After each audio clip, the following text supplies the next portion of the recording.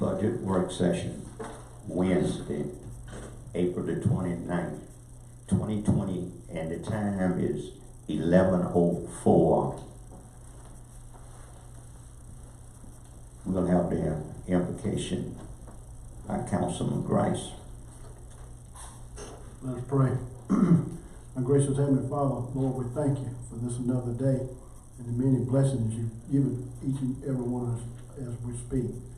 Thank you now, Lord, to be with us as we go about the business of this county. May it be pleasing in your sight. In Jesus' name, amen. Amen. We'll recognize the EM Director, Mr. Jacob Starr.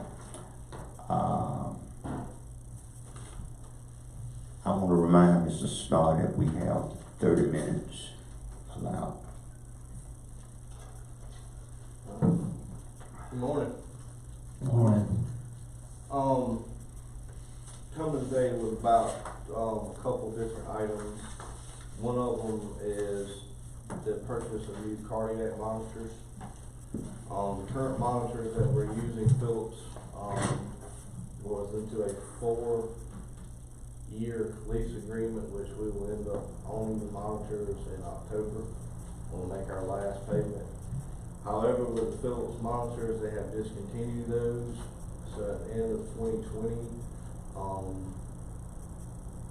they will no longer be backed by the manufacturer, so we'll hold all liability on the cardiac monitors if they don't function correctly, and also they will not be repairing the monitors after the end of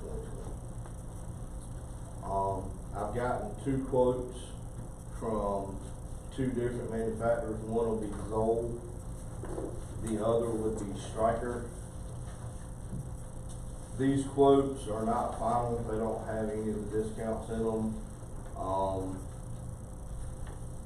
Also, I talked to both manufacturers and they was willing to try to work with to keep about what we were paying now monthly for monitors, to keep that around the same figure amount that we're already paying now. Maybe more, maybe less, but I got to get into all the finalization. They won't go any farther than this quote until we make a decision.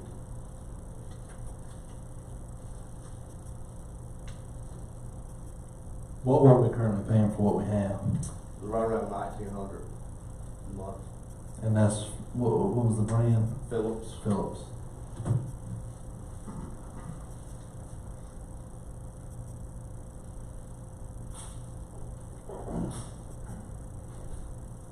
And you said they're going to discontinue this. Yes, sir. They're discontinuing the Philips MRX. What category is that under on our budget? That would be, I believe I put it under medical lab. 73. I put it under 73. Line 73. Lease payments? No, the lease payments, I'm sorry. Yeah, I see it. Zoll. Okay.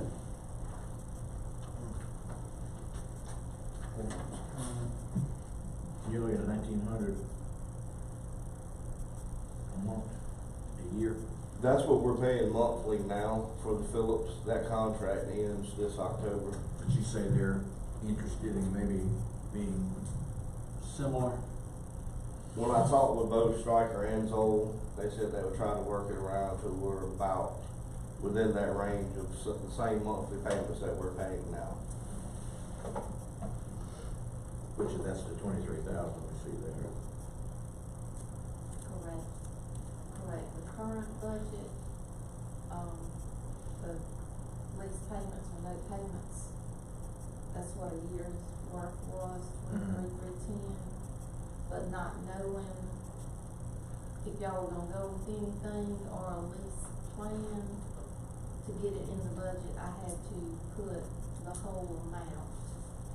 Plus the 4 months that's left in the upcoming budget for the funds we still have. So just for clarification, we lease these monitors, we don't purchase them outright. It's a lease purchase agreement. All right, what's the,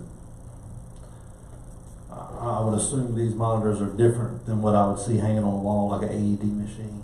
Yes, sir, they're different. Okay.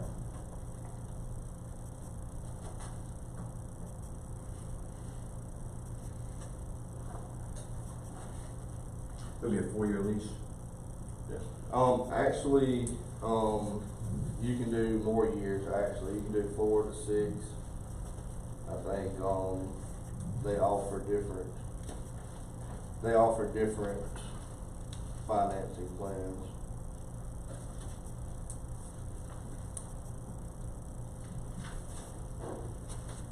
How old are the ones we have, Phillips? 2 of them are 8 years old and 4 of them are 5 years old. So if you go to a 6 year as opposed to a 4 year, is it gonna be a, Shouldn't be an issue. I'm saying money wise, it would be less, right? Money wise, it should be less a month, yes. Wonder how heavy the interest is on that. No more years. I actually would not, I guess I could ask them whenever we got going into it. Do you have figures for 6 and for 4? I do not, they wouldn't do anything other than, because once they get into doing that figure, they have to use an outside financing company, so Okay. as far as they would go, it was just initial quotes. Okay. And also, these prices are not 100% on what they're gonna give us for the monitors, because they'll actually give us money back There's for the trade-in. monitors that we trade in.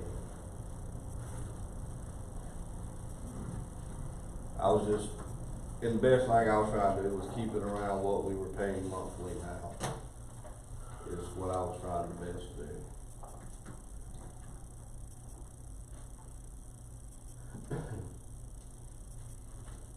Do you have a preference between the Zoll and the Striker? Preference would be Zoll after viewing both of the monitors. Just a lot of difference. Just to give you an idea, the Striker quote is just the bare minimum. And it's only a few $100 difference, but the Zoll, that quote is with everything. I mean, it has everything, temperature, CO2, Untitled CO2, a whole 9 yards. And got all the sensors and all. All the sensors, it actually has. Cabling. And this one actually comes with CO2 sensors with the Zoll.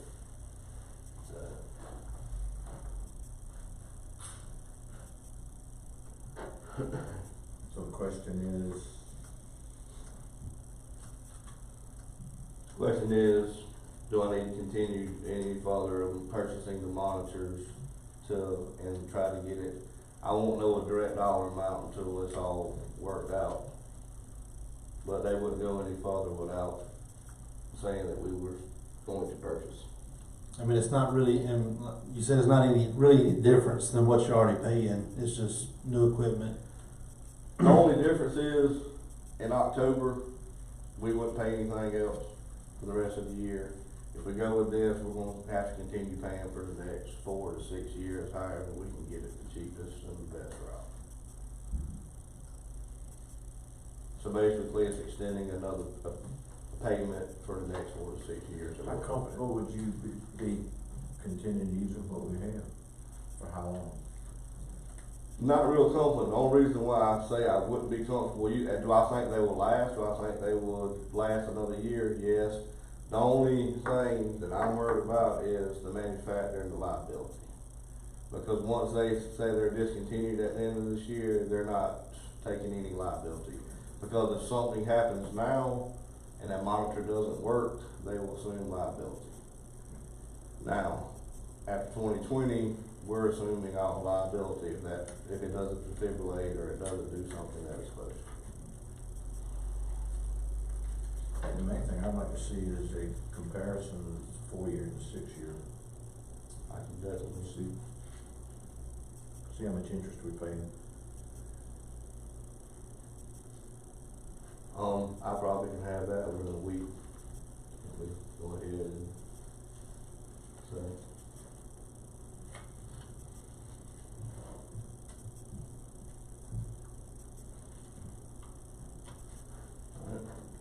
finance on the monsters. Okay. So yes, I'm gonna try to get Yeah. see what the pricing is, and just go ahead and continue with it. Again, Josh, how long did we have this present, equipment? We've had, we've had 2 monitors for 8 years, and our current monitors, other 3 monitors are, 5 years.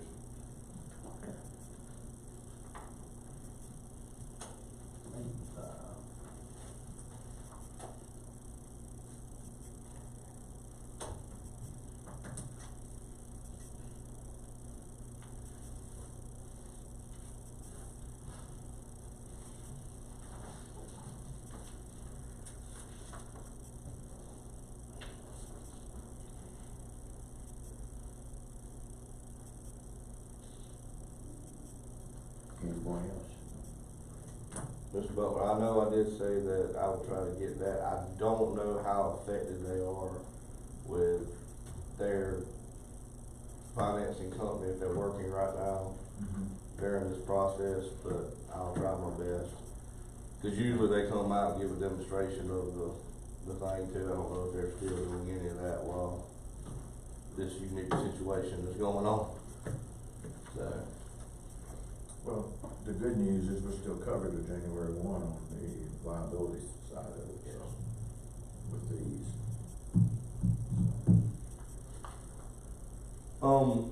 The next item, which would be in line item 83 with office equipment, our tough books that we're using are extremely old and have wear. I had Mitchell look at all of the tough books that we use. We use 6 daily to do our paperwork on. He thinks 3 of them would last, just to stagger them. Last time we bought all 6 laptops at the same time. So now we were trying to purchase maybe 3 this year and then 3 next year. That way we could have different ages on them. And he thinks 3 of them can make it for the next year.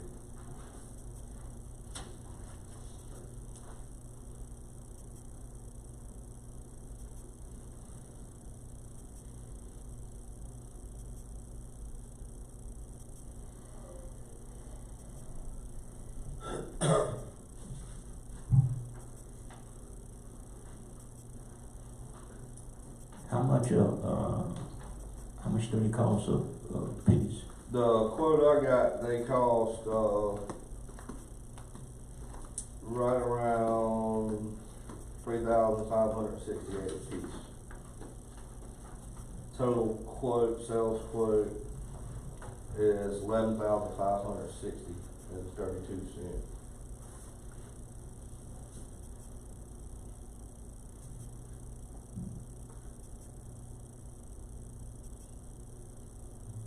And you're requesting 3?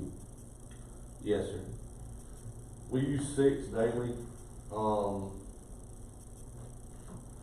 but out of those 6, we were trying to replace 3.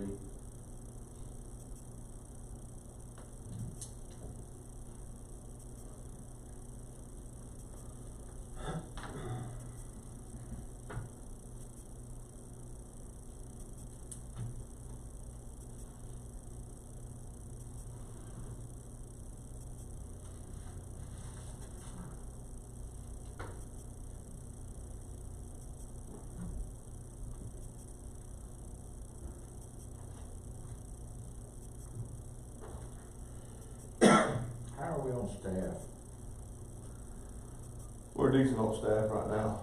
I only have, well, actually I have no openings at the moment. How many medics do you have? I have 14 on the road. Okay. And EMT? Now, that's not counting myself nor host team. Okay. It's medics. And, EMTs, we have 11. You're running 3 trucks, 4 trucks? 3 trucks, 24/7, and transport Monday through Friday.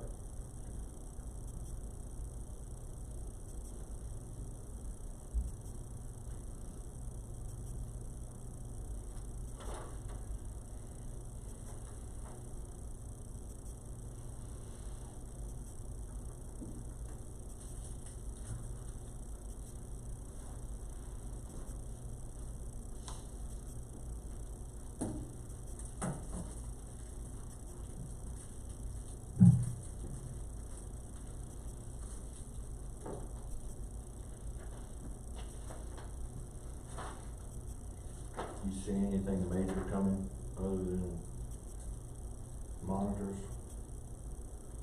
No, it's just monitors, and possibly purchasing a new ambulance.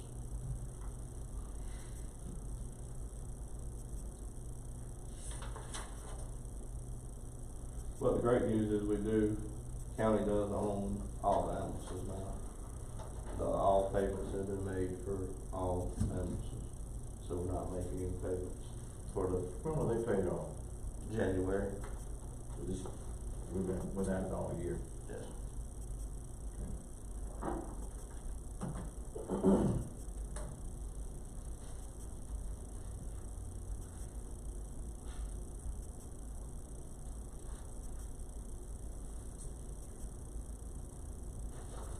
On tab 17, that auto operation expense, Yes. I see it went up some. Yes, sir. The ambulances, that's another reason I was gonna bring up in purchasing new ambulances. Our ambulances are getting up to the 140, 180, 190,000 mark. It's starting to require more maintenance. And, for some reason, I think somebody threw nails out at one of our substations, because I've had to purchase 4 tires for the ambulances in the past 3 days.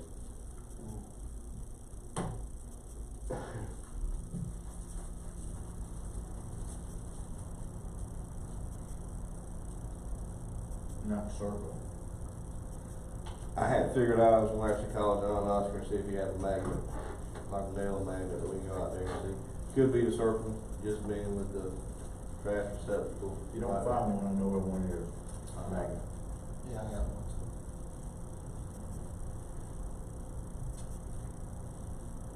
I figured it'd be in there next to the trash. You know, somebody might have brought a load of junk in and dumped all the nails in the road.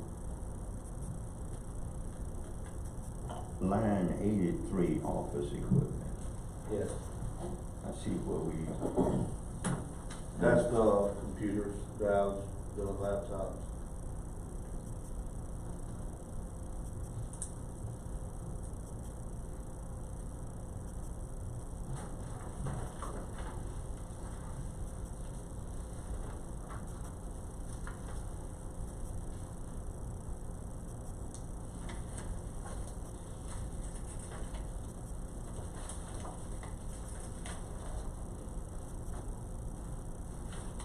And 73 would be the, ambulance included in that? Yes, sir. 73 right now includes 4 more months on the lease payment for the Phillips monitors. And then the total price that was quoted on the new heart monitors that's requested. Like I say, I put the total amount because didn't know what y'all were going to consider, and we didn't have a lease price, a monthly lease price. Okay, yes, all right. So if y'all do decide to approve that and we lease them, that line will decrease a good bit. Yeah.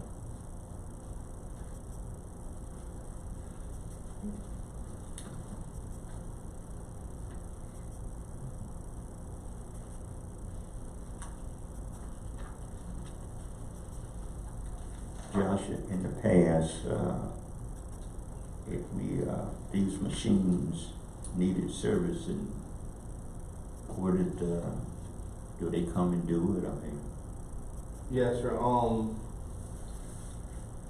A lot of these come with, we do usually carry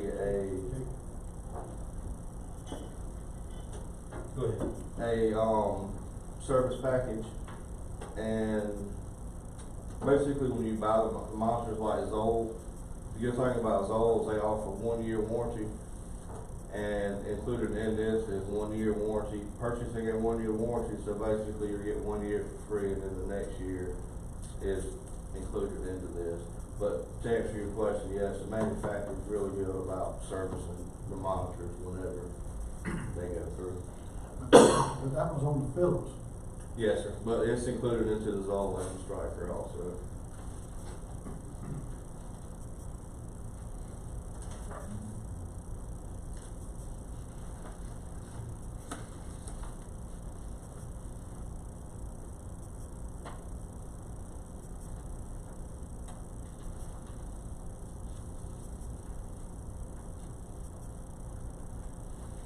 Basically, both cardiac monitors are quoted as about as high as it can get, just because there's a lot of things, looking at the trade-in value can go up.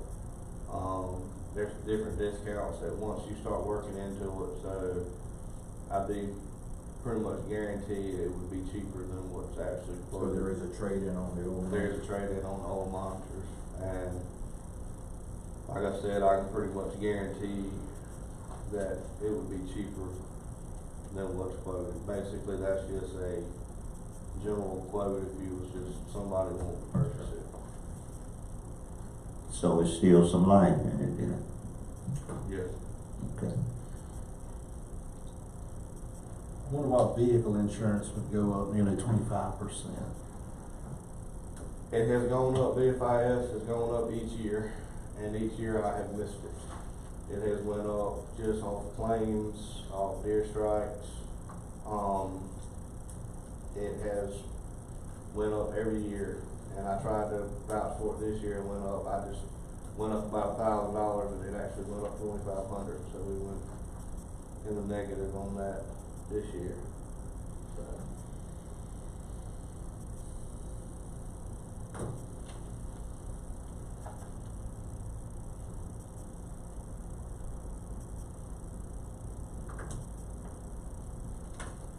We running Chrysler chassis now? Sorry? The chassis on the ambulance, are they Ford or Chrysler? Chrysler. And how old are they? Two of them Miles. are miles. I have one now that has a complete air conditioning heating issue, and the box itself leaks. But we're all above. It's sitting at 118,000 miles just because we can't run it right now. I mean, it would be probably $10,000 I'd have to put in it just to get it. What life do you expect out of the chassis? 5 to 6 years. And I was actually in the process of thinking one ambulance that I was wanting to sell now, which is that one that we're not even using at the moment because of the issues, is after the purchase of 1 to 2 more new ambulances over the next 2 to 3 years, then for the next 20 to 25 years we could remount. Because each box that we have is, the box itself is warranty for 25 years. So after that, you'd be changing a chassis every 4 to 5 years. Be nice to get them set up where we just change one a year or two. Yeah. So what mileage you expecting? 250, 300? That's what I'm expecting with the Dodges. Like I said, I never ran Dodge, but Dodge has gotten very much more expensive. So I was actually going back to the Ford. I think we went forward. The highest mileage truck I have is 173,000. I know what your highest ever is. I'd buy my own personal truck if I did relax like that one did. I was on call and I was running more than 60 miles an hour. And I saw Unit 3 turn over 500,000 miles. And it's still running. I know.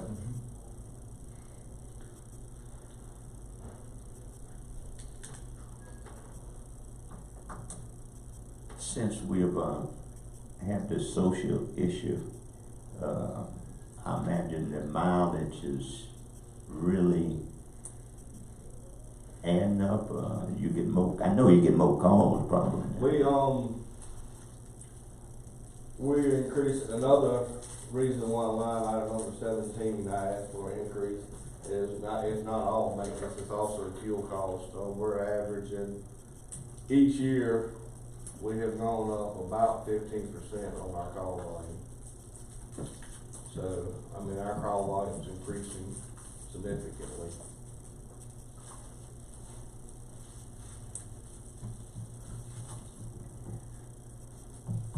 Well, the price of fuel, gas is low right now. I Yes. mean, I don't know how long, but that will help you in your running costs.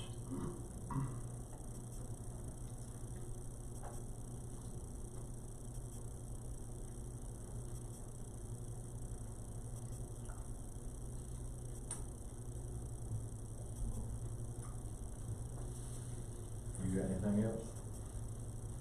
We're just gonna talk That's it, about 11:30. Oh. whether or not we're gonna go ahead and look at purchasing a new ambulance this year.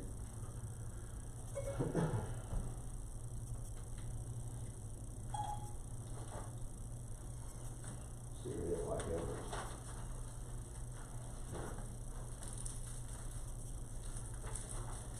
I would like to see us with the ambulances on a rotation. That way we're not buying 4 at one time again. That's why I think, cause it's been, this will be the 4th year without purchasing a new ambulance. And that's why I was trying to get one purchase this year, cause I don't want next year to have to purchase 2. Cause it's been 4 years since we purchased an ambulance.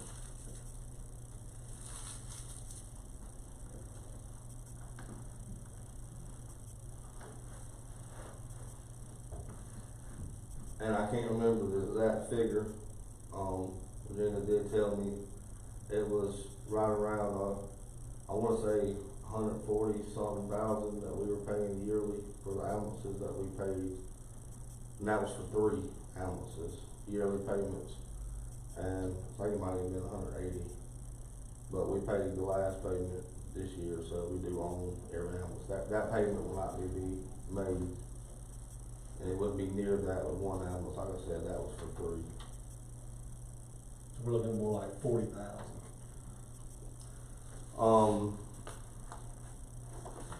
Actually, they didn't go into financing either because they weren't gonna pay.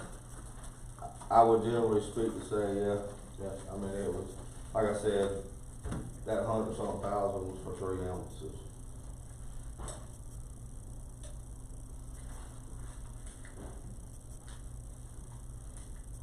And that new one is not in this.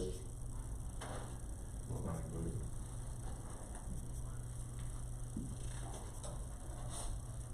And another thing, the projected ambulance that I'm looking at, the ambulances that we were paying that $100-something thousand on a year, those ambulances a piece cost about $215,000 a piece. This ambulance is at $169,000. How much would we be paying in interest? Once again, I couldn't get that because they wouldn't go into their financing and stuff until we kind of gave the go ahead that we were going to purchase.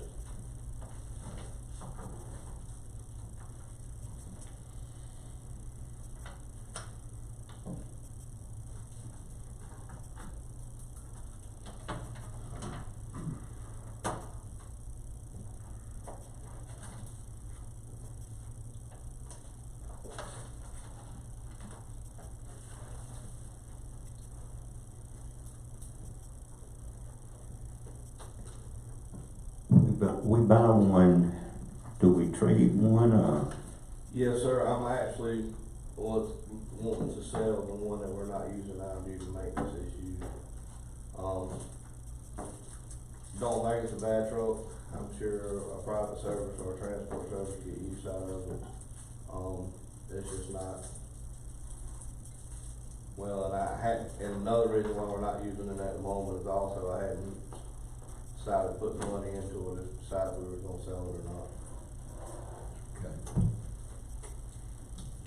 What would be the problem with buying a used ambulance? You don't know what you're gonna get. And the one thing about the used ambulances is their warranties on them. A lot of them come with different warranties and different problems. One thing that I've seen in the past with getting new ambulances is they may look good, but they may have a million other problems because those, unfortunately, those ambulances, any ambulance is not, used with care. I mean, it's crunk up, cold, ran hard, put back up, and it's just according to what you get.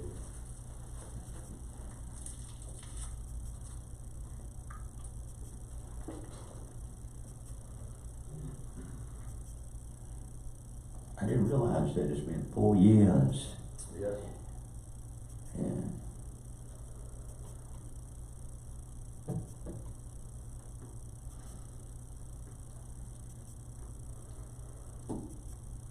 So are we talking about putting that one ambulance into this budget? Yes. So that's not in here yet? No, sir. It wouldn't be in your operating budget, though. Okay. Thank you. Alright. Okay, no more questions? All right. We thank you for coming. All right, thank you. Sir.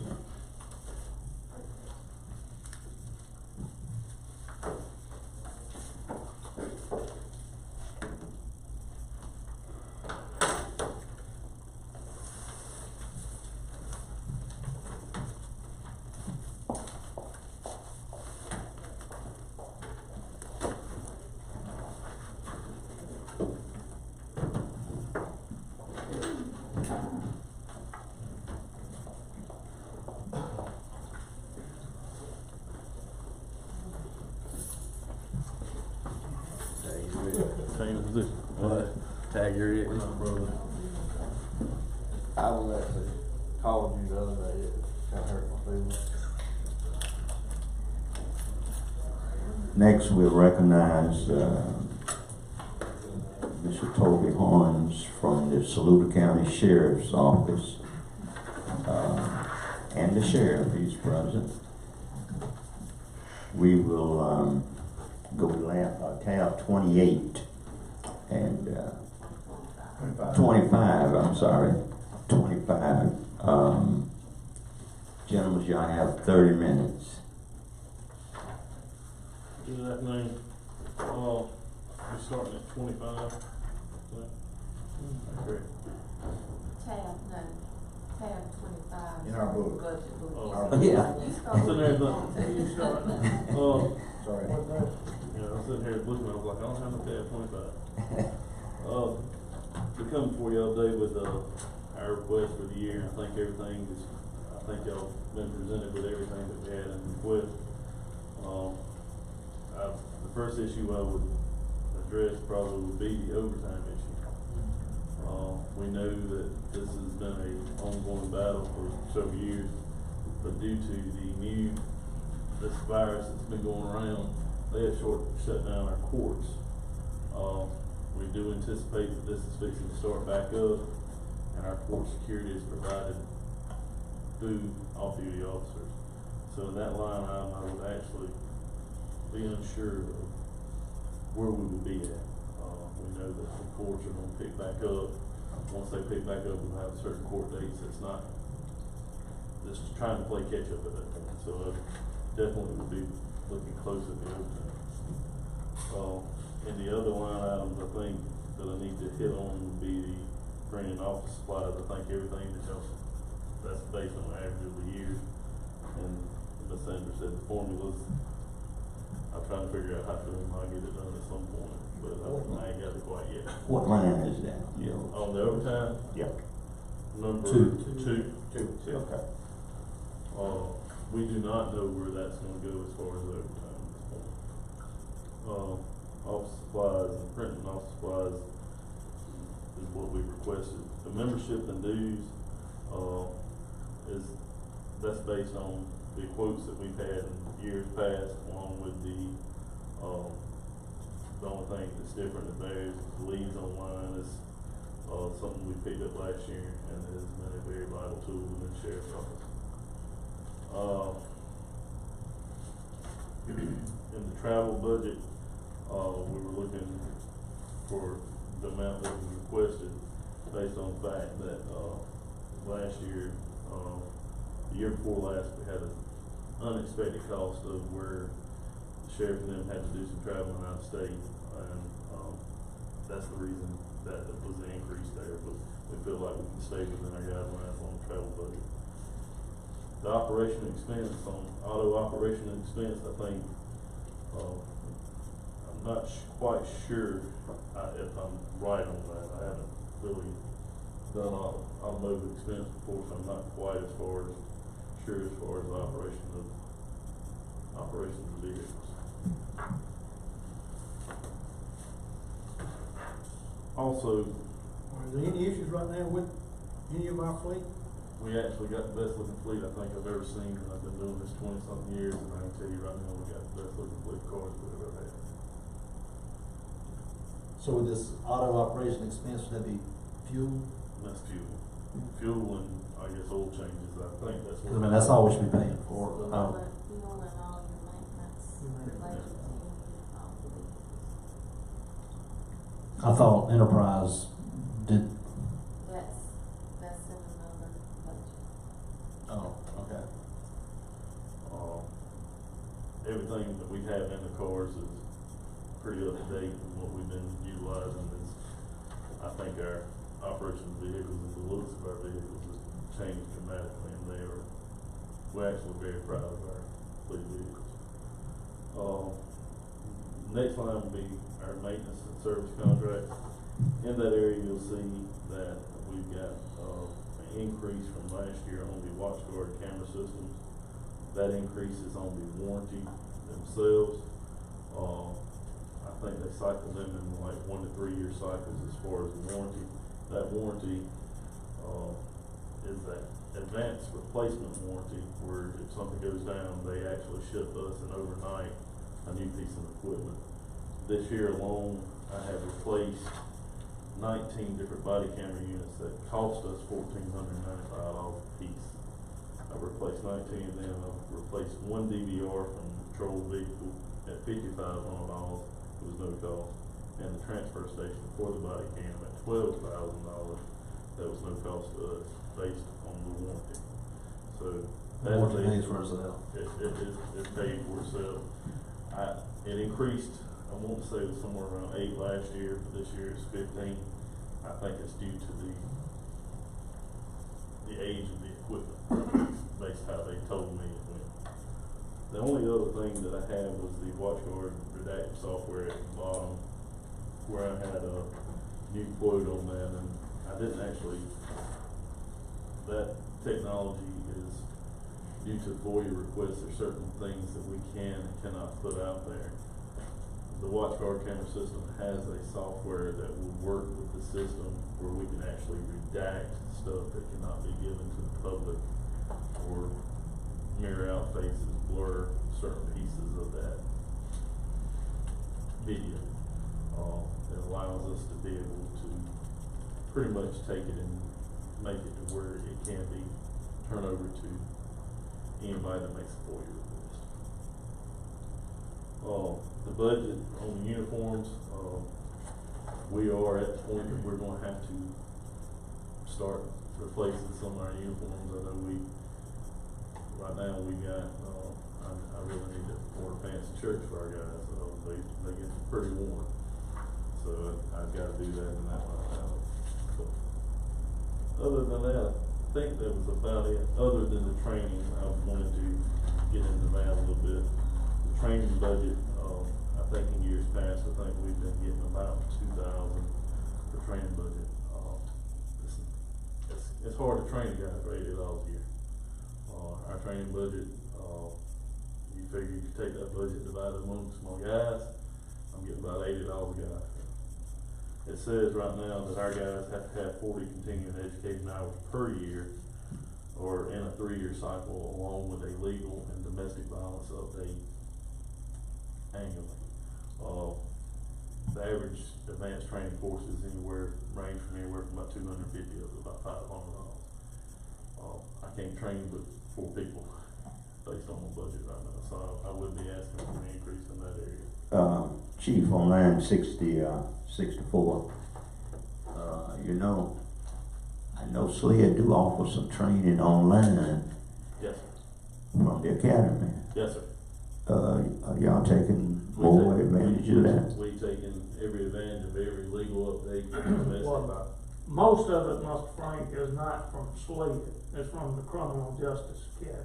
But we do all we can for that free stuff of saving the money. Right. But them classes are averaging 2 to 3 hours per unit, so it's not like you can get a class that's a 40-hour course or whatever in a 2 and 3 hour increment. That's what you're getting with the CADIS program. Even the Sheriff's Association, they used to do a lot of free classes, but now that's $20, $25, maybe $30, $35 a class. Where they used to give everything free. That's cause they feeding y'all so good.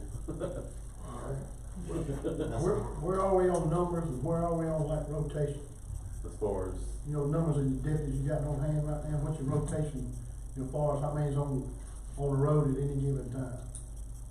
Is it staggered for the weekends, is it stay the same during the week, is it more during the week, is it staggered the weekends? It's hard to stagger when you don't have full staff to begin with, most likely. But we had added, I thought we had approved and added to replace the one previously and brought the staff to 24, is that not what we are? but the problem is the Criminal Yeah. Justice Academy is shut down right now. We've got 2 that right now had to come out of the academy due to the COVID-19. That would put They us would, too they would short. actually be certified next week, would be their graduation date. They had to come out of the academy, them 2 had to come out. And with the 24, Mr. Wayne, that's with the SROs and stuff too. When you start taking this from him and him. We got about four three resource more. officers. It will be a total of 5 once we're able to fill the next one at the elementary school. But right now, we're able to put, the shifts are about equal. We are on day shift, we're 1 short on it right now on one side, but we don't wanna take from night shift because that is our busier time. Sure. So we're not jumping to that equation right now, but yes, like this past weekend, I worked myself, I come So, out at night and work. Tentatively, the academy, I know things shut down and you don't really have anything that you can really put indefinite right now because nobody knows right now. All things go through the governor's office anyway, as far as this COVID-19. But anyway, did they give you any kind of tentative number or day or whatever that you can get back to the academy to finish this up? What they gonna do, Mr. Wayne? In other words, I'm probably gonna ask a dumb question, but a lot of you people doing online stuff, they can't do anything online through the camera to give them some credit. I know they got to do hands-on, but they can't do anything online. They already The rest have of done 4 weeks online, in-house.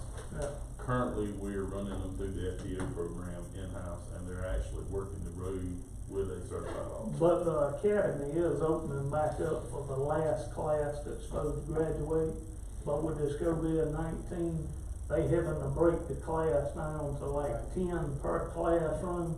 So they gonna try to finish the 3 weeks of training that the last class that was in the academy to get them out before they make the transition of Cause I'm sure that we're not the only county with this problem. I'm sure. statewide. Yeah. Statewide. So you're looking at 19 road deputies, 5 resource officers currently. Currently. And then you've got, Yeah. What we got is. I get you the breakdown on it, Yeah. Justin. Yeah, but I won't say as far as what we got on the road, or where we have them at? Well, I mean, just officers in general that We can. got five SROs, or we'll have 5 SROs once we get it done. Got 4 reserves, 1 part-time that serves civil process, and 22 deputies. But your other two that you're waiting on will give you back to 24, once they get started. That's correct. On line 65, I see you went up a little bit. How they doing? Line 65. Yes, sir. Professional services. The only thing we've left in there was, last year we requested 2 digital camera systems. This year, we only got 1 last year. We actually requested the other one. The other one is the same from last year. I mean, we was trying to get the camera system we didn't use last year, or didn't get. As far as the cellular records and compliance records and fees, we're actually looking pretty good there, with a lot of help from outside agencies. They've been able to assist us.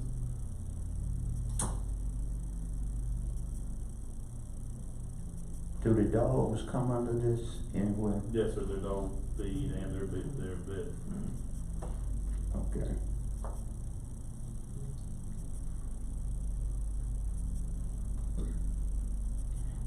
What would be the solution for getting overtime down? Hire more deputies? I would think that, but I mean, court security is a big problem. I mean, every term of court we're having it. We've now, even the magistrate's office, for certain terms of court, they want a deputy. You can't take the guys off the road to work the courtroom and be stuck in a courtroom and have a call. So we have to bring people in from off duty to handle that. And just like this weekend, we've had some major incidents that's caused us to have to, we pretty much brought a lot in. There's just a lot going on. So I can't tell you that it make it any better, but we know based on what I've seen in past budgets, if we're given the overtime, we can stay within that balance as long as we're provided the amount we request. That's something that we can't predict. Yeah, we can't predict it right now based on, and this court, with the way the court's going to wind up working after this, we still been serving civil process papers, for magistrate's court and general sessions and family court. And they give them the date, but of course you can't have a court date because you can't have a hearing. There's some hearings going on, but it's not. I feel like they're going to give us the papers again to serve again, so we're probably gonna have 10 times the paper load that we had before, and we're gonna wind up back having new court dates, and then we're gonna have to provide security for them courtrooms. So would having a third party come in to do security for the courthouse, magistrate court, would that be a cheaper alternative? We discussed that one time before, Justin, and the only thing that is statewide, I asked them at the Sheriff's Association. And some of them, like Edgefield and some are doing that. That's kind of But with the private security, if anything happens, you still, far as a arrest or anything like that, guess who's got to do that? A deputy. Certified Class 1 law enforcement officer. So you kinda double dipping. The old saying is, private security, I explained before, Justin, and I think it will work better. If we were looking at the private security side of it, to have 1 or 2 of the private security, but you still gonna have to have a Class 1 law enforcement officer on the scene. But we could hopefully cut that cost, instead of having 3 Class 1 officers, to have 2 private security and a Class 1 officer. If that makes sense, you know. So That would have to help, but I will tell you right now, based on the scenario, I did the courthouse security plans with a committee last year, and it is a great committee. They have done everything they could to try to make every angle of the courthouse secure, but we're unique. Our master's office sits in a different setting. It's a different building. And it's also on a different floor, so it makes it kind of difficult to secure it properly. But looking at it, like the Sheriff said, if you had a private security firm, you'd have to have two buildings covered. Because you got a courtroom and the master's office just as well as you do in the courthouse. So you got two different buildings, so I just want you to think ahead, just future planning wise. Security needs to be in that courtroom. Things are changing. And it's gonna happen, if things are gonna happen, it's gonna happen in the courtroom.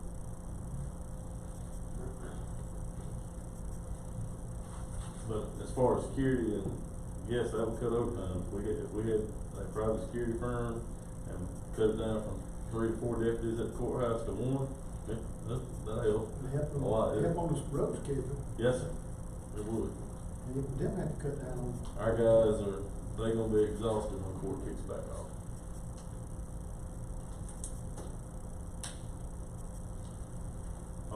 Next line item is the ammo for qualification. Y'all see that in the special department supplies. And, the only thing that's different in that is the request for a special operations group, where we had a quote in y'all may or may not have the attached for the non-lethal equipment that we requested. Right now, currently, SWAT team members only can go in, they got a taser, some of them can carry.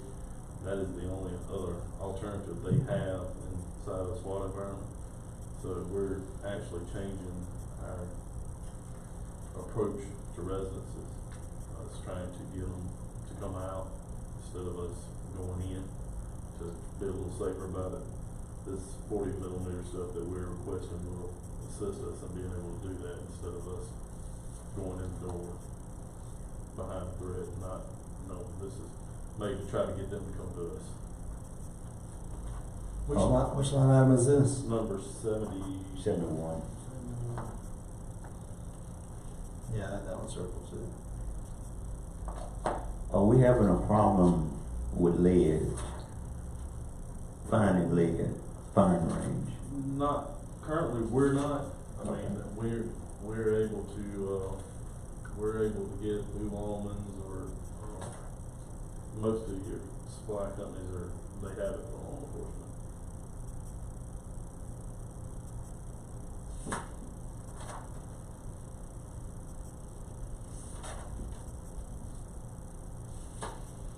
Do all the officers have a taser?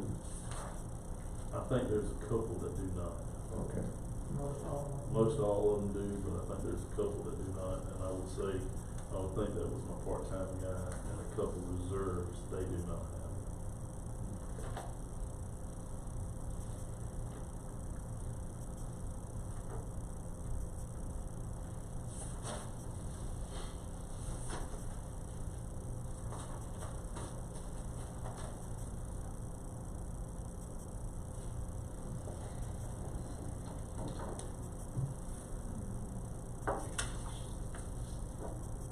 I think I went through pretty much everything pretty quick. I mean, I think I had everything laid out the best I could for this year.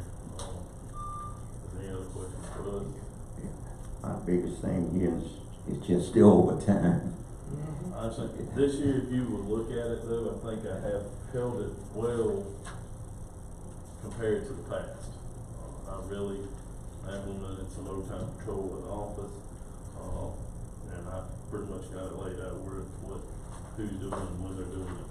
We're well below where we were at this time last year.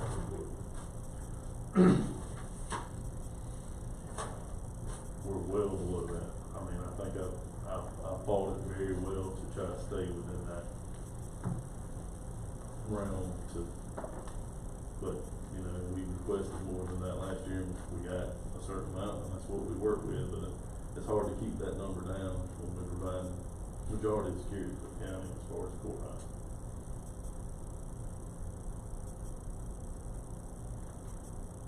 Your SRO officers, what are they doing since school is not in? Currently, they are actually still helping the schools, they are actually helping deliver the meal program that the school is operating. They're requiring them to be out there with them handing out meals along with, I think last week they done the packets, the school packets, the educational material, along with the graduation. I think they put up like something for the graduates at school, so they assisted in all that. Every time they're not doing that, they're actually answering calls for us, so it actually does give us a lot of help on the road. It's been a big relief. Last week, I think they handled 2 transports for us out of the county, the hospital, so it's been a big relief having them, to have them out helping us.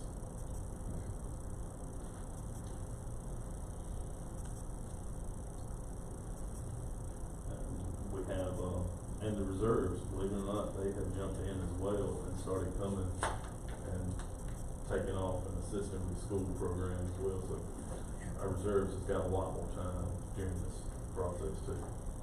Yeah, you can always use free help. I love it. What are we doing to recruit reserves? We have, Scott's got a program. I mean, it's pretty much the same thing that any class 1 officer goes through. It takes months, and I mean months. When you're doing it 4 hours at a night, 180 hours. it's 180 hours. Yeah, but to recruit, to entice people to sign up to be a reserve. When they coming, we're getting their name. We gotta have a class of a certain size before we can get a class together. There's not a lot of people wanting to jump out here and do this, I promise you. they're not wanting to run and volunteer. So, but I go ahead and tell you, we do have we've got a couple now that have been interested, but I mean, we'd like to have a class of 6 or more. Most times have class 6 or more, you might get 3 out of it. Stephen, we got 2 constables on the list. We've got 2 constables on the list as well, so.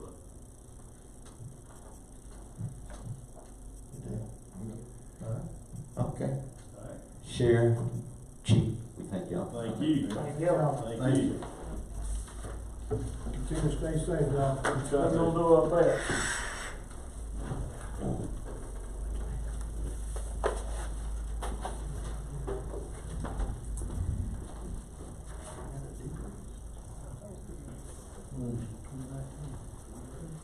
Hey man, how you doing? Good, how about you?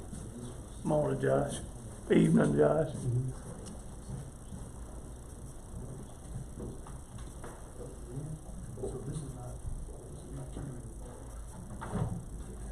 Next, we'll recognize, the Tri-County Defendant, Public Defender, Mr. Robert Macklin. Matson. Happy to have you this morning. We just remind you that you have 30 minutes. Well, if I take that much time, I've done something wrong. We'll take less. I will definitely take less. We made a request this year for an additional $32,000. What we are trying to do ultimately, and I'm going to give you some numbers to just kind of bear out. What we're trying to do is right now out in the Tri-Counties, we have 2 public defenders that are permanently stationed out here, and they handle cases in Saluda, Edgefield, and McCormick. Obviously, McCormick being the smallest county in the state, we don't get a ton of cases out of there, and quite honestly, most of the cases that we get out of McCormick are McCormick correctional cases, which create its own special kind of problem, because if they get in trouble in McCormick, a lot of times they are shipped to someplace else throughout the state, which causes us to, on normal circumstances, do a lot of driving. You're not visiting SEDC right now. But just to kind of give you some numbers, in Saluda County last year, we opened up 166 general sessions cases. We closed 207. So we closed more than we opened, but we ended up, we currently have 94 pending general sessions cases. So if you take the number that we closed and the number that are pending, that's 301 cases. I can tell you ABA standards say at that level of court, an attorney should only have 150 cases a year. So we've got 2 full-time caseloads just in Saluda. Mind you, Those two attorneys are still handling Edgefield cases, which Edgefield is a little bit higher numbers than Saluda, and then McCormick's, like I said, a lot lower, but it has its own special unique problems with the traveling. We currently in Saluda have one murder pending. We've got a new manslaughter case that's coming through. I will tell you, one of the things that we've done since I kind of termed it the apocalypse has come down is try to make sure that we have handled the jail cases. We currently only represent 2 individuals in the Saluda jail. Both of those are in on criminal sexual conduct charges. We have tried to work with the magistrates that when anytime someone is getting arrested and they are not going to jail, they're getting a PR bond or they're immediately bonding out, that those magistrates are trying to capture their telephone numbers so that we can try to contact them in the interim, because obviously right now court is not running in person, but if you don't stay on top of it, there will be an avalanche at some point in time that is coming through. Saying that, we haven't missed any court yet. Our next scheduled term of court was going to be in May. It just so happened that the March and June were not terms that were scheduled for Saluda. So our next one is May, although I can tell you based on the Chief Justice's order, there isn't going to be court. But what we are doing is we have worked with our administrative judge that every Tuesday and Thursday morning, he is available for us to handle any kind of pleas or motions. We've been using GoToMeeting. We rolled that out in Lexington about a month ago to make sure that it would work. It seems to have been working. We then, once we kind of developed that proof of concept, then we rolled it out to everyone. But every Tuesday and Thursday mornings, he is available to us to handle any matters that we have. I will tell you that the information that I have received through the Chief Justice is they do not expect, at least right now, that there will be any jury trials to July, and the Chief Justice's order right now runs through the beginning of June, but the clerk of courts are telling me that it looks like July before you have any jury trials. Certainly we are going to miss that May term of court. Obviously that is going to put us behind. Mind you that each of our attorneys that are out here, they're not only handling the general sessions cases, and as I said, they realistically have a full-time caseload just in the general sessions, but we also handle the juvenile cases and then magistrates court. As y'all might know, over the last couple of years, magistrates court has kind of gotten much bigger as far as the appointments. So they're also handling those cases, and that's the reason that we need a third attorney. Just to kind of give you an idea on some funding numbers, out of 46 counties, Saluda is the lowest contributor at the county level throughout the state. Just to kind of give you some numbers, because I'm a numbers guy. The projected 2015 population of Saluda was 19,875. There might be some better numbers than that, but that's what I could find. And we get 20,000. Hampton, which was 21,090, they contribute 47.5 to their public defender's office. Barnwell, which is 22,621, was 50,000. Jasper County was 24,777 in population. They're actually 119,000. And then Edgefield, which is obviously a little bit bigger at almost 27,000, they're at 45,000 right now. Obviously, to get a new attorney, we have to have a buy-in from all 3 counties. But saying all that, I realize, you know, as I said, I'm a numbers guy. I realize, and I've tried to tell people that I expect, the state was supposed to have a bunch of additional money this year. I am assuming that that has just gone away. If not, I would imagine it was. So quite honestly, I don't expect to get this money this year.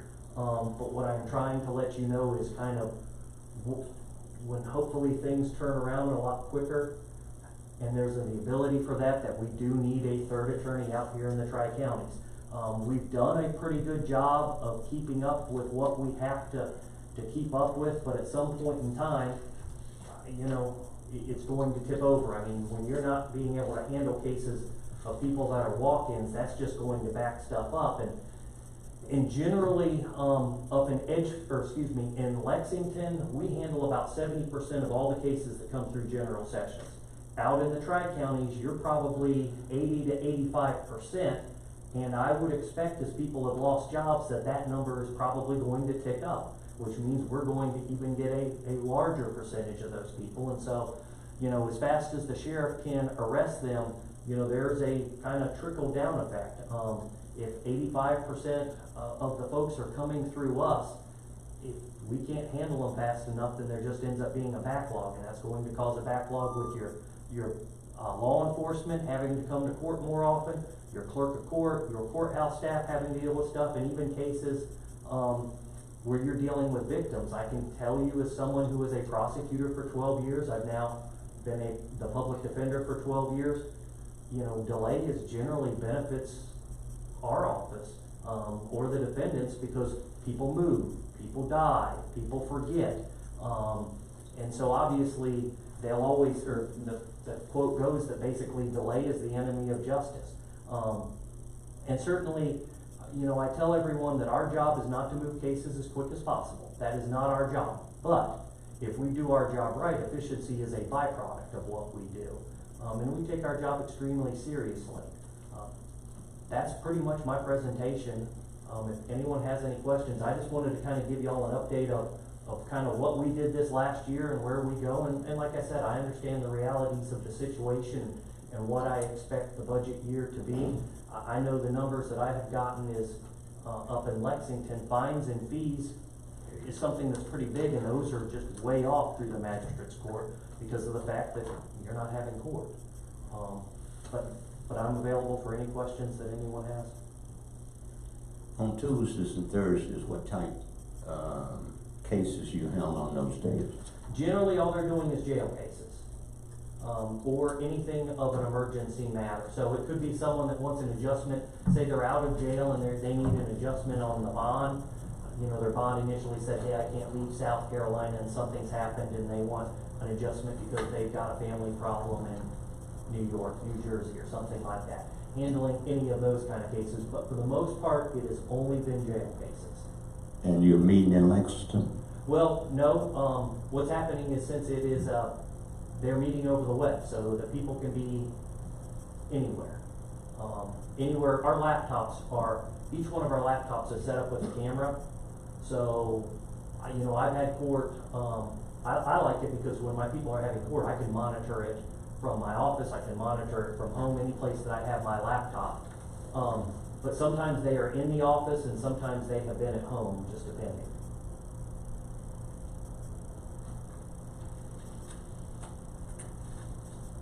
Do you see a decline in the last 3 months, last month or so, as far as your office doing cases? You mean arrests? Yeah, arrests. We're getting less cases in. Okay. We're getting less cases in than we had beforehand, whether that's part of basically the shelter in place. Yeah. I mean, that's down statewide.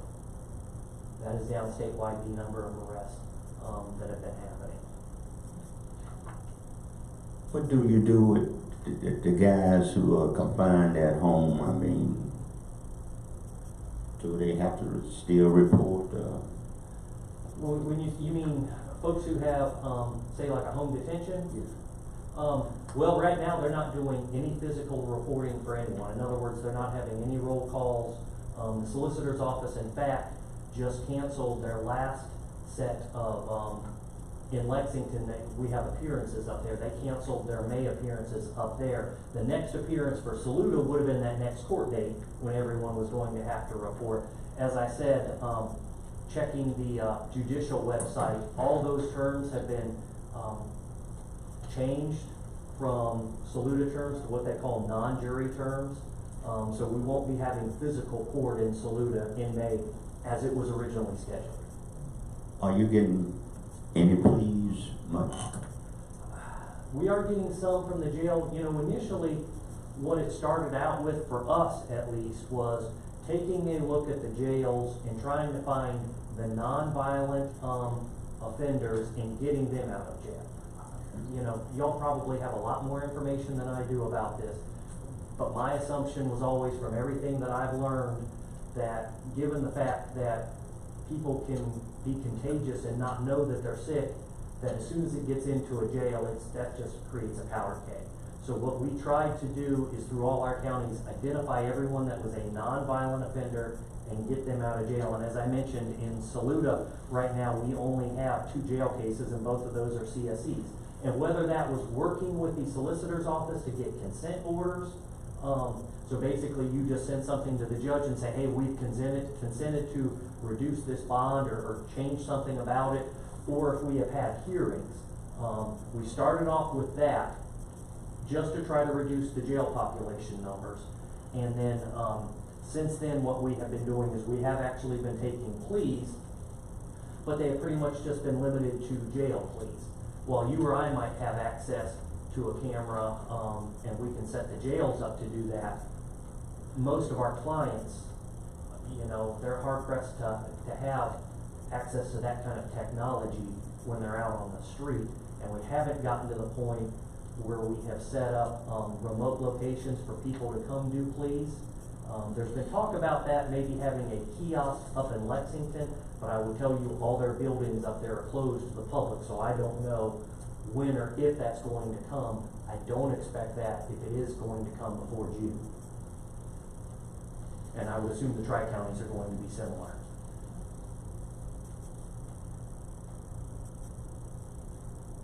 Well, you know, we're in a budget, and that's what we're in. Like I said, I mean, I'm realistic. I certainly understand and watch financial numbers. That's part of my job, and I certainly don't, I would love it, but I can't imagine that Saluda's in any different financial situation than I expect any of the other counties are going to be, or I haven't seen revenue numbers, but I'm smart enough to realize where I think that this is going, and so I quite honestly don't expect it. But I wanted to let you know that when hopefully things do turn around and we have another boom, that's what we're trying to get to, and that's what we really need to be able to do our job as we're required to. So, like I said, I try to be realistic. Well, I appreciate you. Thank you, sir. Thank you. Thank you. Thank you for Thank coming.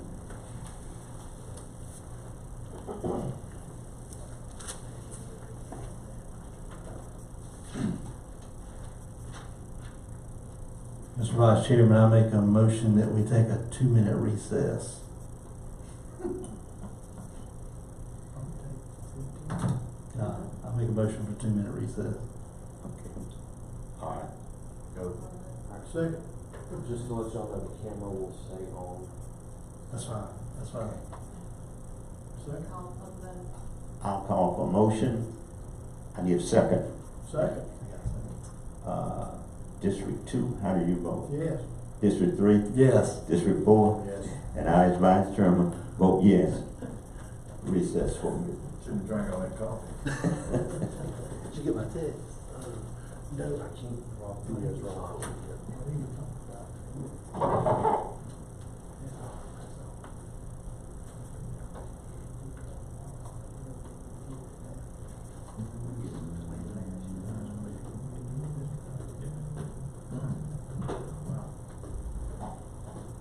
Hello? Is it open?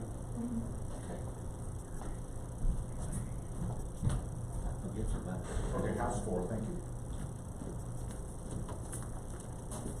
Chicken house was called, it must be getting hot out there.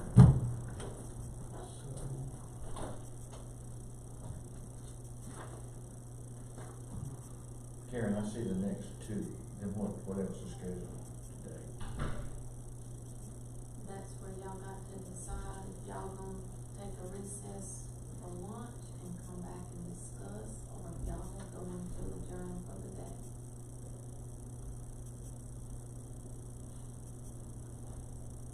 We got anybody else coming in with Josh? Not after Josh. Okay. So if y'all decide to take a recess and stay,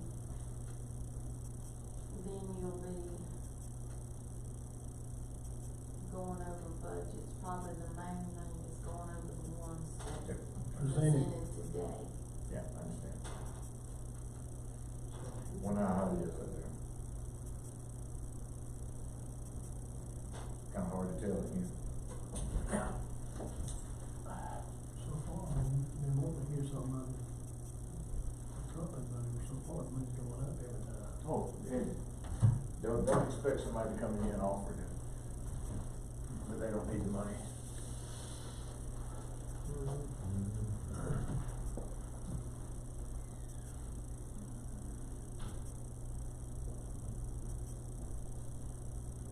So Karen, the figure they've given us on this department required, that's what's being proposed for the next budget, what it is. Yes, the department request line, that's what the department head requested. It's just like, his is 255, he's only requesting 250, so he's dropping his 5, that's what it is. 5,000, he's dropping it. Right, grand total.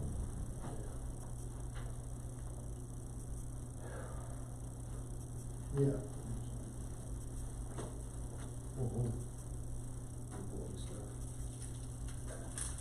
You want me to say the back in session?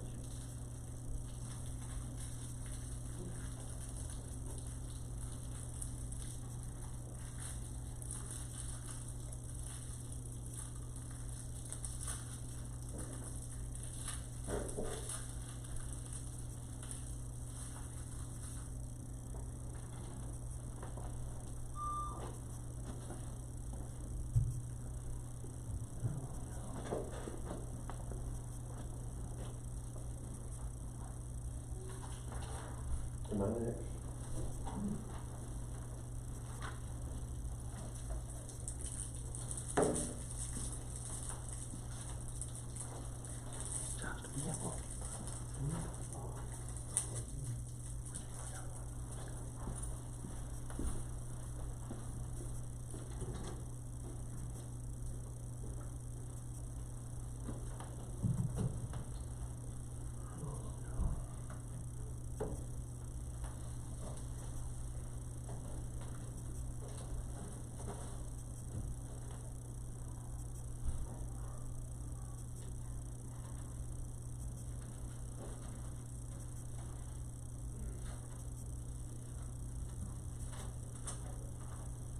Yeah.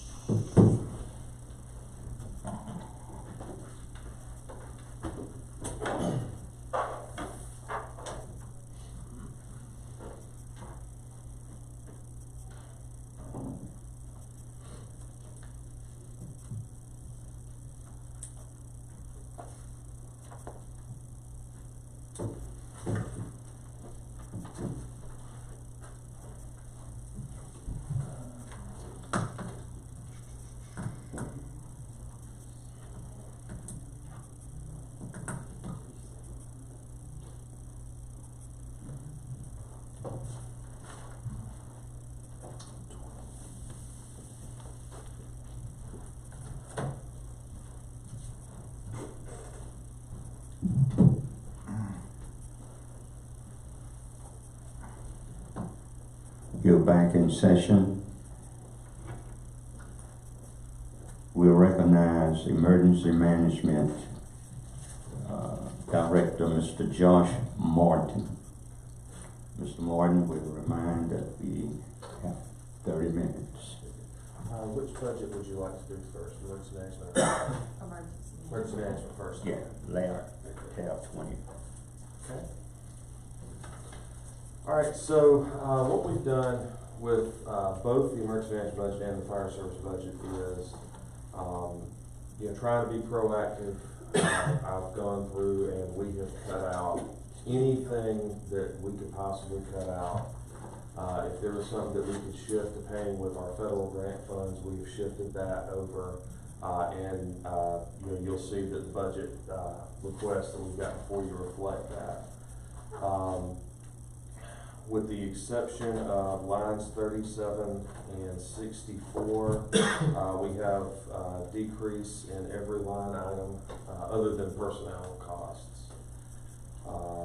So the budget request you have before you is for $8,638 less than our current budget. What was that number again? $8,638 less. You may have, if you have a sheet that looks like this, it's only I'm not sure if you got a copy of that or not. Yeah, okay. And if there's any particular line item y'all want me to go directly through, I can. Yeah, the only one that there's an increase in is line 37, radio supplies, and that's just as the age of our radios that we maintain are, you know, they're getting older, and so, you know, the cost to maintain them is a little bit more expensive, so. Where are we on our communication? Any help in that area yet?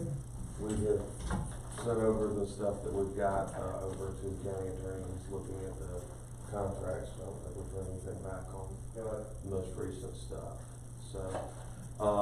But that is on the law enforcement side, that we're trying to get those turned on. Those radios were purchased with grant funds last year and the year before.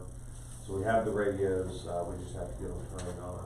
Now, the recurring costs associated with those radios are not included in this budget request. So that would be a separate amount, and I apologize, I don't have that amount with me. I'll have to get you that amount.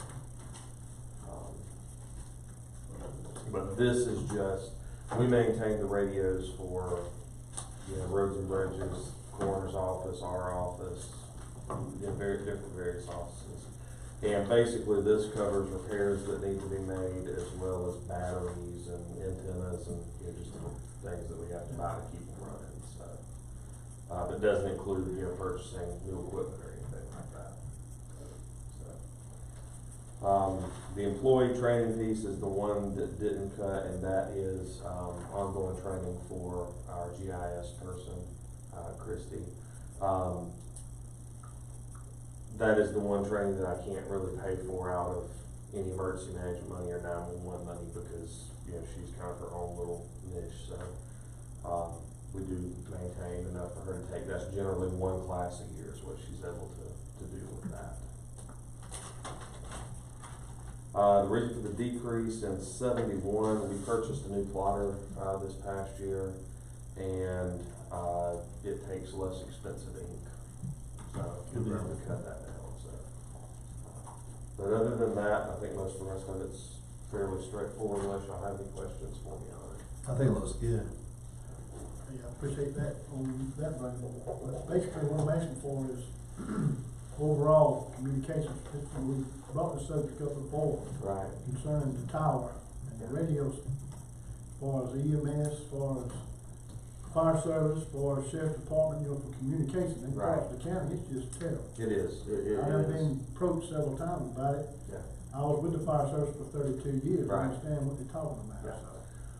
There's no relief at all. Anything we can get up on, update on that to help? Basically, what we've got to do is replace everything that we have, and the cost of doing that.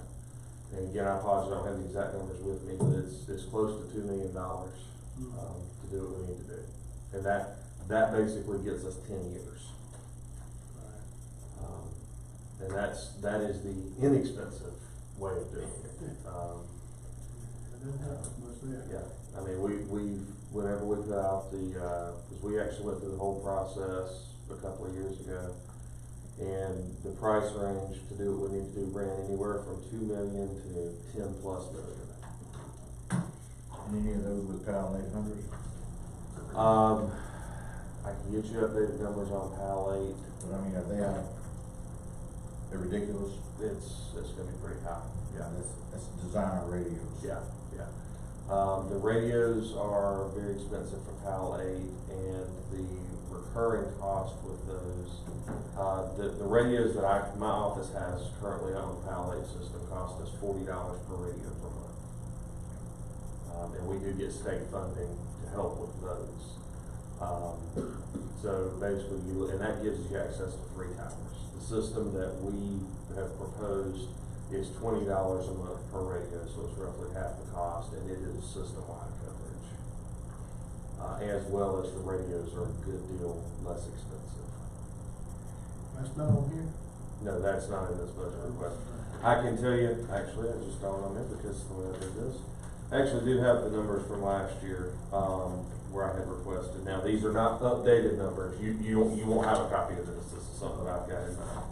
I forgot I had this. So the total recurring cost for us to put the sheriff's office, EMS, emergency management, roads and bridges, the fire service, the jail, dispatch, coroner's office, total recurring cost would be $81,000 a year, just in the service fees. The purchase cost for the remaining radios that we would need to purchase is around $400,000.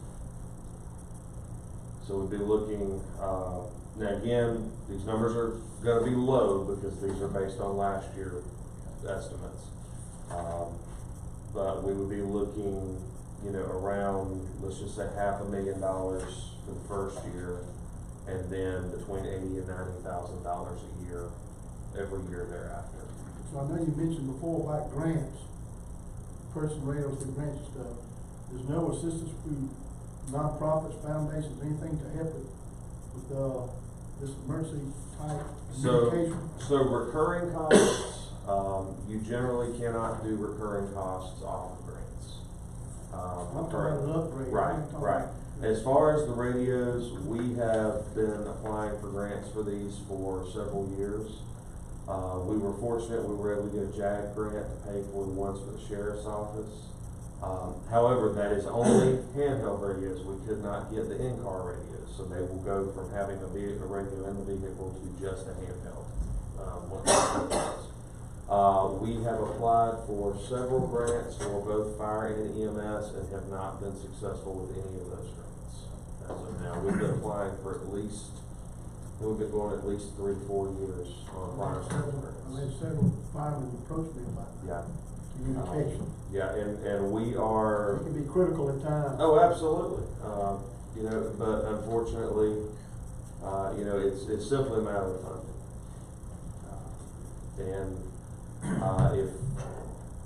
If y'all hand me $500,000, I can make a phone call and probably have us up and running in about a month. But First checkbook. Yeah. That's Yeah. why I bring up about the foundations and nonprofits.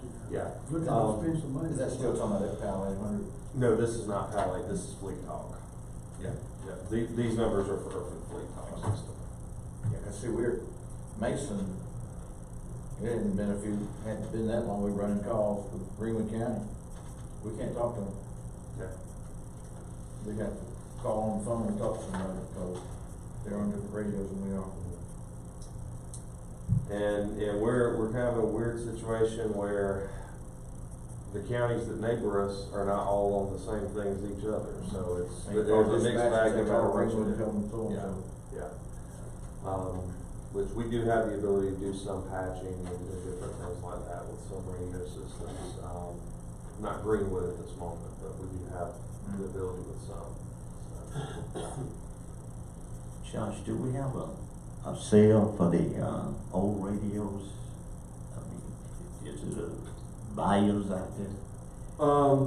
Yes, we would probably be able to turn around at least some of our radios and sell them, but not enough to make up, the kind of numbers we're talking here. Yeah. They're not really heavy enough for boat anchors. Yeah.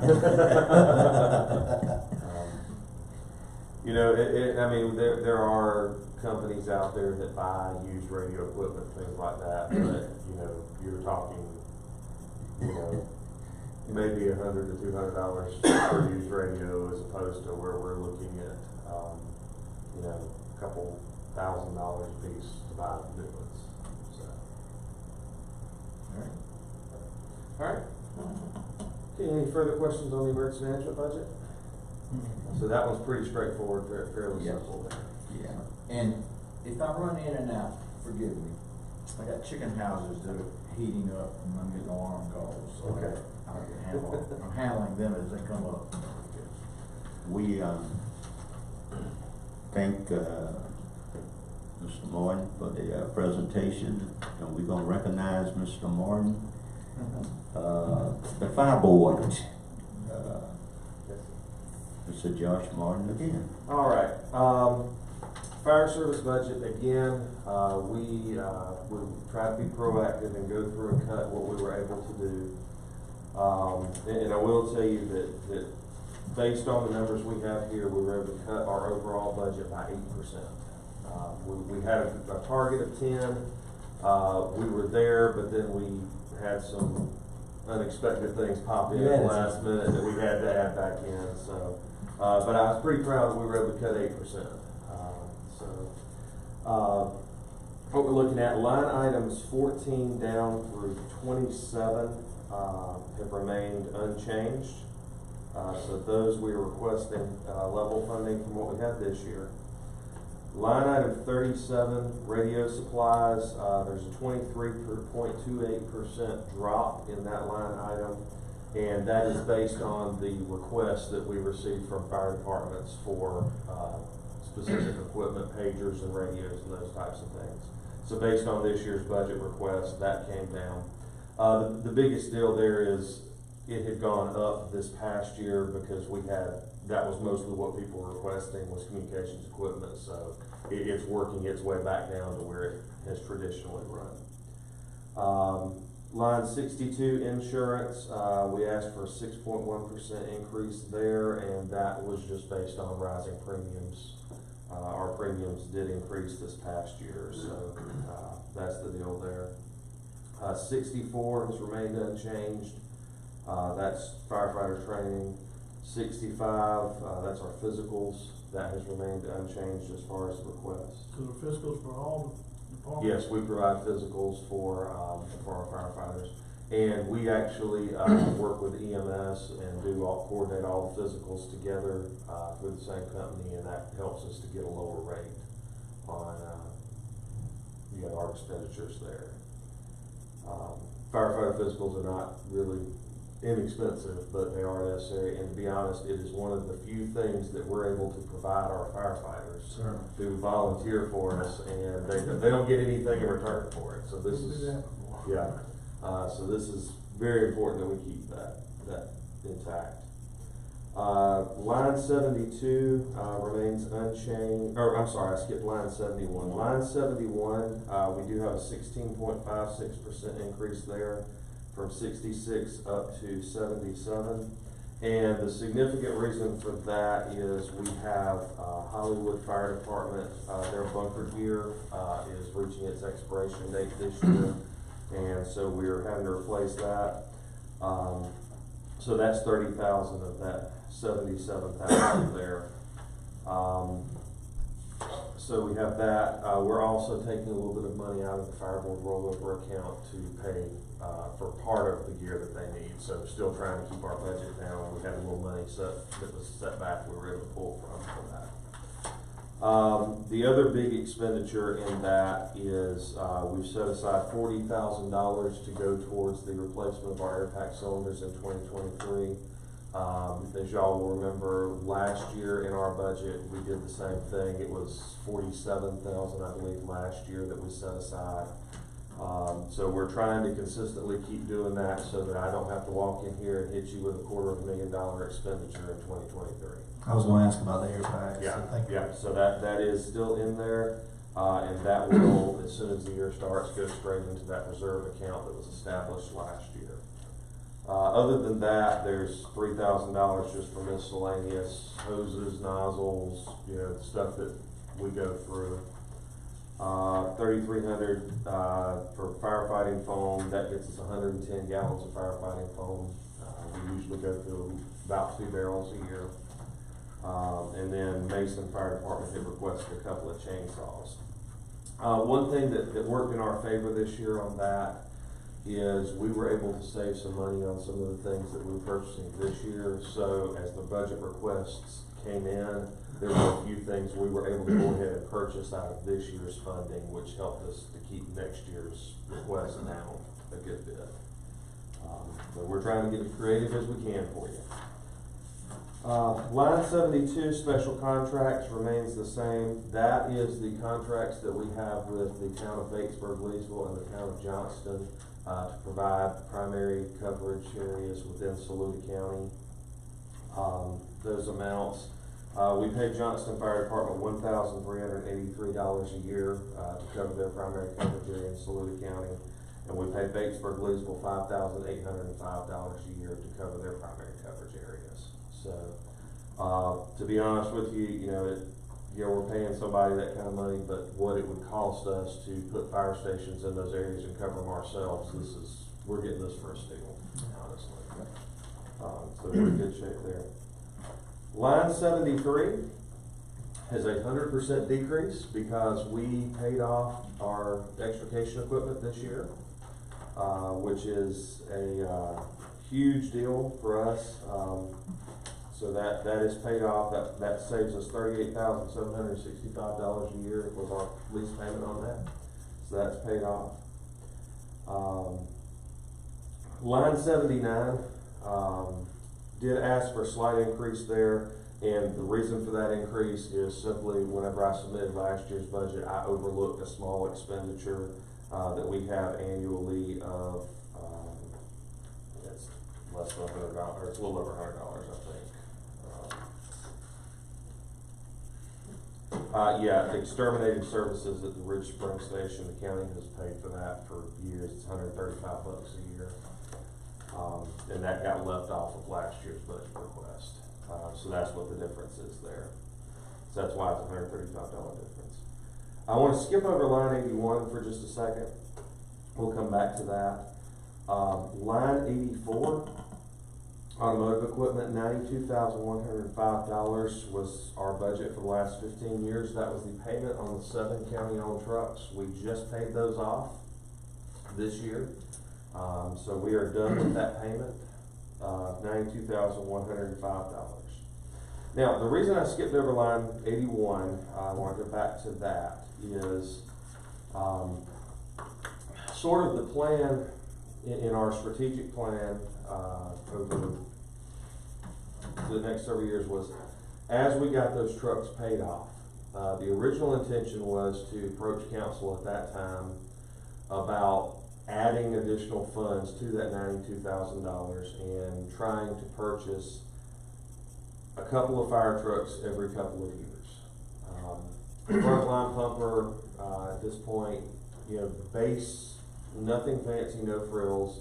What we're looking at is roughly $500,000 at this point. $400,000 to $500,000, and that is just a basic truck, nothing fancy about it. One thing that we are planning to do is, as we start to buy new trucks, we're planning to move away from having dedicated pumpers and dedicated tankers and going to a 2,000-gallon, what they call a pumper tanker. Basically does everything a pumper does, except instead of having a 500-gallon tank on it, it's got a 2,000-gallon tank on it. So that will kind of help us be able to use trucks for multiple purposes. It'll also help us with the amount of water that we can haul at any given time. So it will sort of expand our capabilities. Brush trucks is the other thing that we're going to be having to start really taking a hard look at. So kind of the thought originally was to every 2 to 3 years buy 1 brush truck and 1 pumper tanker. Brush trucks are going to run us $125,000 to $150,000. And that's with everything that we got to have, pumps, tanks, everything. So that is sort of where the plan has been all along. But as we entered this time of knowing that we were going to have this $92,000 that was freed up as of paying off these trucks, we started to have some conversations within the fire service, particularly with the fire board, back probably 13, 14 years ago or so. The county council actually set aside 8 acres of land for the fire service to build a training center. And we've tried over the years to find funding for that, and we have not been successful in securing funding for that. As we've done some research, we've taken a look at what would it take not to build anything fancy. We're not trying to recreate the fire academy here. We're looking at a basic burn building. That's where we would start at, is clearing the land and putting just a basic burn building, driveways, water lines that would need to be run, things like that. Where is it located? It is located next to Piedmont Tech. Do you know where our communications tower is? Okay, if you go to the communications tower and you're going down Industrial Park from Batesburg Highway, as soon as you pass the communications tower, you're gonna come across a power line. Right there in that corner is where our 8 acres is. Yes, it's right there. Southland Log Homes. Yeah, we're right behind Southland Log Homes, yes. So what the fire board is proposing to do with this, is to set aside roughly half of this $92,000 to begin construction on a training center. So what the amount we propose there is $46,105 to go towards the building of a basic training center. Tanner Quattlebaum, who's one of our volunteers at Saluda, he's also the Saluda Fire Board representative. He is kind of taking this thing by the horns and has really done a great job with a lot of the research. And one thing about Tanner is Tanner works full-time for Ducks Unlimited, basically raising money. And so he has sort of taken on, if we're able to do this, looking at going to different places out in the community and trying to raise some additional funds or get donations of labor and things like that to help with this process. We've also talked with EMS about possibly using their 501c3 foundation to help sort of navigate that piece, since the fire service doesn't have a nonprofit to be able to receive donations. And they've said they don't see any issue with using that, because this facility would be available for EMS to use for training as well. So that is a conversation that we've had there. So that's the proposal with that first half of it. The second half of that funding for this year, and all of the funding next year, so the full $92,105 for the 21-22 budget. The fire service is proposing setting that aside to replace the fire station at Old Town. If you have ever been inside that station, it is falling down. It is not in good shape. It is a wood pole building that was built in the late 70s. And as a matter of fact, I came to work for the county in 2012, and one of the first things that I started talking with the council about then was replacement of that fire station, because we knew it was in bad shape. As a matter of fact, at the time, Mr. Frank was on the Public Safety Committee, and he and Councilman Shumpert actually had a meeting out there at Old Town with members of the community and the fire department to look at the station and sort of talk about some different ideas. We've spent a good bit of time and to be honest, money trying to fix things like the roll-up doors. We have to have somebody come out and work on those doors a couple times a year usually, which is an expense for us. But my biggest concern there is if that building were to fall down, let's just say, we have inside of that building a couple $1 million worth of fire trucks and equipment. And the problem is we have known issues with that facility, and the fact that we have not replaced it or done whatever we can do to remedy the situation, there's a chance our insurance could say, okay, look, this is deferred maintenance on this building. Building came down, you lost all your stuff. I'm sorry, but you could have prevented this. It's kind of like knowing that you've got faulty wiring in a socket and just letting it go, and then when a house burns down, they say, well, you should have fixed that. Well, kind of a similar kind of situation we're looking at here. The good thing is, we've been able to propose this to you without having to ask for any extra money. As a matter of fact, we're giving you back $31,000 out of what we had in our budget this year. So that's sort of what we're proposing, and again, the idea is that next year we would put the $92,000 towards the money for Old Town, and then the following year, this would go back to being put into a reserve account, which has not yet been established for the specific purchase of fire trucks. So that's the idea of what we're proposing over the next 3 budget cycles. How far out of town is Old Town? Old, oh, I'd have to measure it. Karen, you, It's about 7 or 8. It's about 7 Yeah, miles. let's say 7 miles to the station? Right. Wouldn't it be smarter It would not hurt to move it further up. if we could move it? Cause see, you get a 5-mile coverage from the station. And so if it was 10 miles out, it would still touch, or 9 miles, it would overlap Yeah. Saluda. Yeah. And so that would be a better place to build it. Plus if you tear it down, what you gonna do with the trucks and everything while you're building another one? Yeah, yeah. It would not hurt to do that, and that is certainly something that we can explore as part of this process. If we do have to buy land, you know, obviously that's gonna increase the cost. Hollywood Road, I don't know how far out that is, but that wouldn't be a bad area. But what we're looking at, we're not looking at building the Taj Mahal here. We are talking a basic metal building with a concrete pad.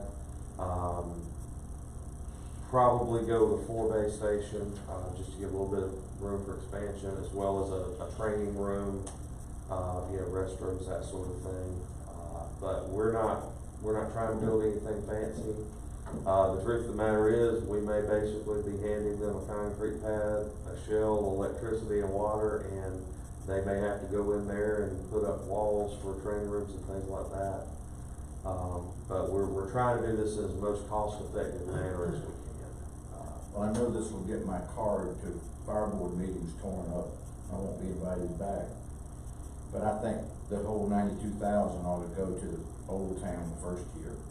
Okay. Because it's more of a priority Yeah. than building a training center to keep that building Right. from falling down. And I'm not opposed to that at all. The only thing is, if the 92,000 isn't enough, kind of the thought was to set aside the money the first year, and then that would give us 130,000 to work with at one time. Sandra can probably loan us enough money, she'd come up with Yeah, it, so there you go. we can build a fire station. But I'm not opposed if that's the preference of the council. I'm not That makes more opposed to it sense. that way. Yeah, I'm not opposed. I to mean, training center is Yeah. nice. The big deal with the training center, is, and the reason why the training center is so important at this particular junction in time, is when we look at our ISO rating, that is an area where we stand to make up a lot of points. We actually get a certain number of points for having our own training facility, and we get additional points based on how often that training facility is used. I don't know if y'all noticed, and fire insurance this year in the county, it's come down drastically on your homeowners, because, we went from an ISO, Y'all were at 8D. we were basically a 9 and came down to a 5, which meant, and that covered a lot of the county. And the reason for that was, when we went to water shuttle with these tankers, like we're talking about tankers, when we proved no longer does Mason just cover, we aren't rated for our area. We're rated for the whole county. But now we have to be within 5 miles of the station. But if you're within 5 miles of any Saluda station, you get an ISO 5, which is drastic on your homeowner's insurance. And that was a big break this year for the county. And we are working, we were not far from a 4, but that is our goal right now. We are trying to work to get to a county-wide 4. We did have a few stations that were a 4 and went to a 5 because of that, but what we gained by bringing everybody down to a 5 far outweighed what we lost for those that went from a 4 to a 5. But our next milestone is to But try I to do get us think to a county. getting Old Town. Oh, we got to get Old Town taken care of. I told, no offense to them, Yeah. but if the termites quit holding hand, that thing's gonna fall down. It is. I mean, that's what's holding it up.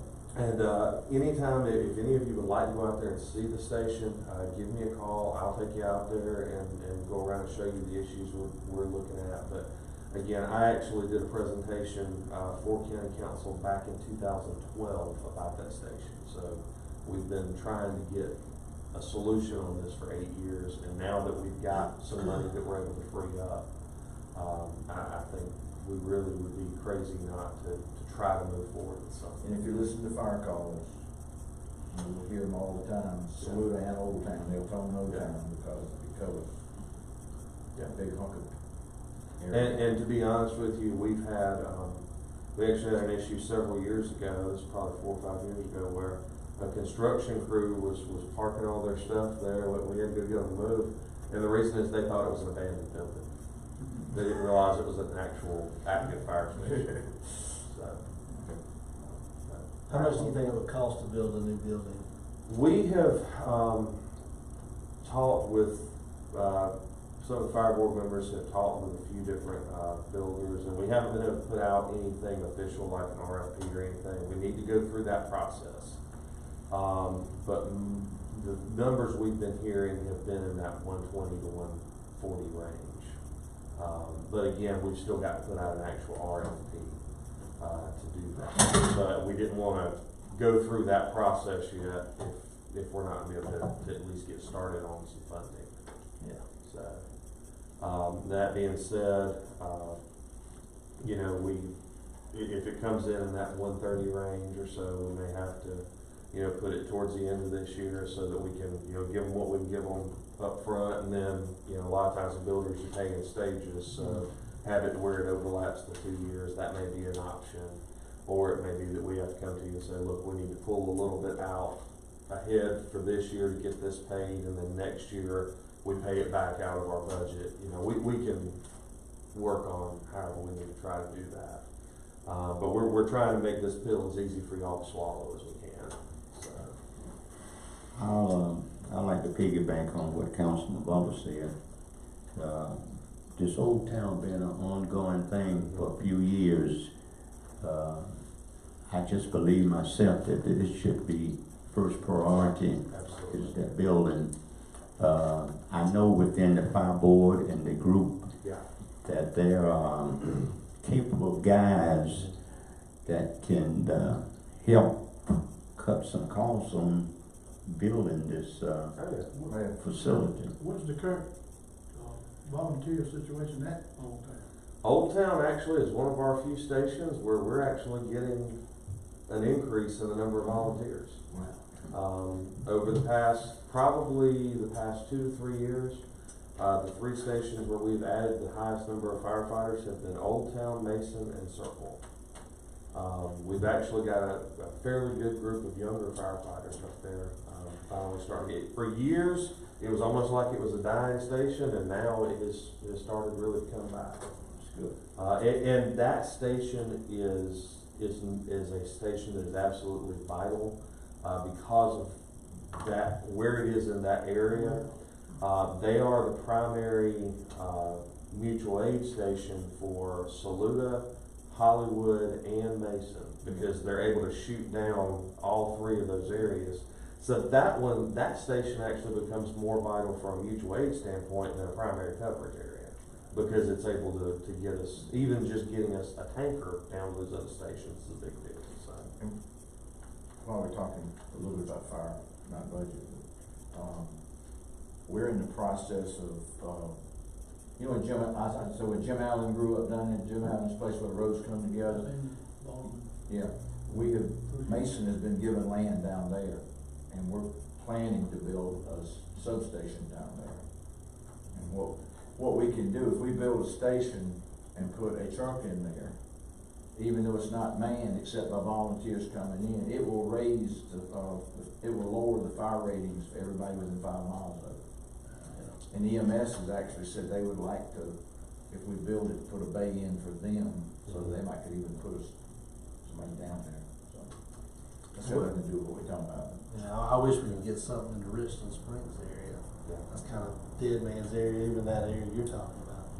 We need about 4 additional fire stations in a few different spots throughout the county, to really be able to give us the coverage. But, you know, it's not as simple as just building a building. Luckily, in Mason's case, they already have the trucks to go in it.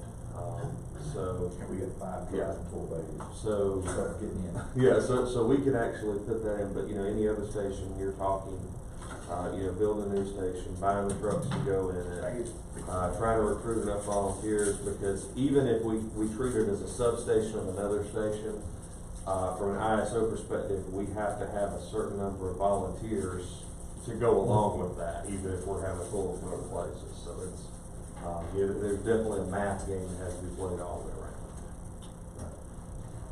All right, well, any other questions on the fire budget? Do Old Town cover the,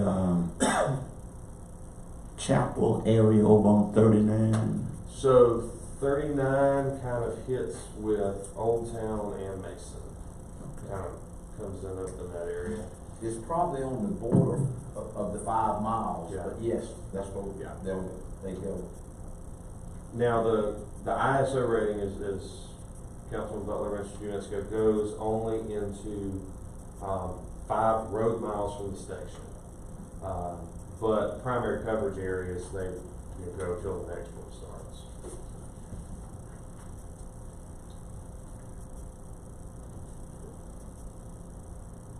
Anyone else? That's it. Okay. Thank you, Josh. Thank you.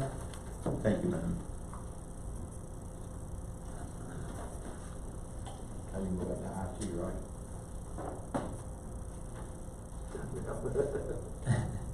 Public relations.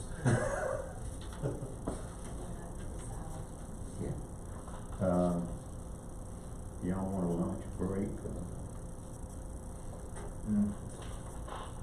Do we have another sheet somewhere? Is anybody else coming in, or is just we gonna talk? Nobody else is coming in, y'all just got to decide if y'all want to take a recess and come back and discuss more on the budget, or adjourn for the day.